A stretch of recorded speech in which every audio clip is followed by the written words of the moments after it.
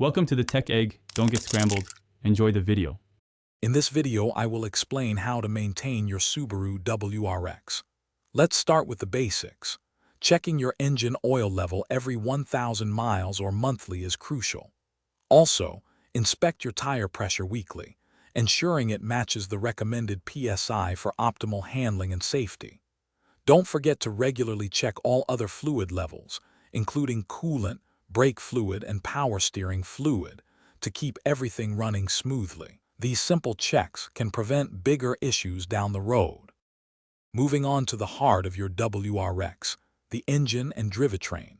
It's vital to change your engine oil and filter every 3,000 to 5,000 miles, always using synthetic oil for best performance.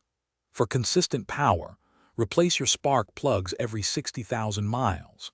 Also, remember to inspect your air filter every 15,000 miles, replacing it when necessary to ensure your engine breathes clean air and performs efficiently.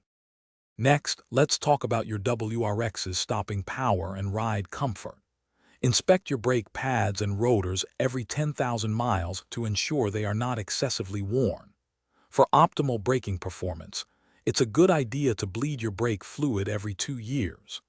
Additionally, during your routine inspections, always check suspension components such as struts and bushings to maintain that signature WRX handling and a smooth ride. Finally, let's discuss long-term care to keep your WRX performing for years. If you have an automatic model, flush the transmission fluid every 30,000 miles. For all-wheel drive systems, replace the differential fluid at the same 30,000-mile interval. And remember, considering professional inspections annually can help catch any potential issues early, ensuring your Subaru WRX remains a reliable and thrilling machine for many adventures to come.